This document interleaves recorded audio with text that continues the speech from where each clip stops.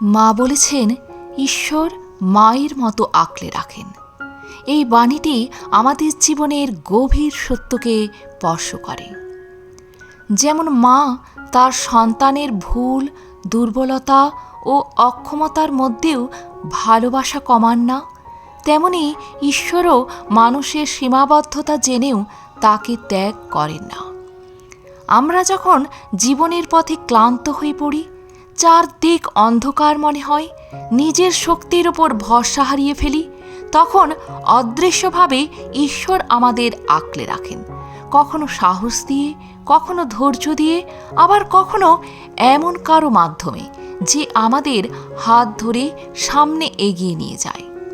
অনেক সময় আমরা বুঝতে পারি না তিনি কিভাবে কাজ করছেন, কিন্তু পিছনে তাকালে দেখা যায় যে বিপদ আমাদের ভেঙে ফেলতে পারত, সেখান থেকেই তিনি আমাদের রক্ষা করেছেন। মা যেমন সন্তানের মঙ্গল চিন্তা করে কখনো শাসন করেন, কখনো অপেক্ষা করান, ঈশ্বরও তেমনি আমাদের প্রকৃত কল্যাণের জন্য অনেক সময় কষ্টের মধ্য দিয়ে শিক্ষা দেন। এই আঁকলে রাখার মধ্যে কোনো শর্ত নেই, কোনো হিসাব নেই, আছে নিঃশর্ত করুণা ও অসীম মমতা।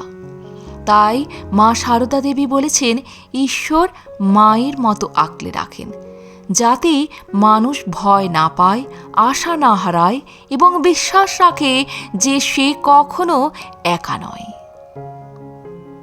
প্রণাম মা। আজ এ পর্যন্তই।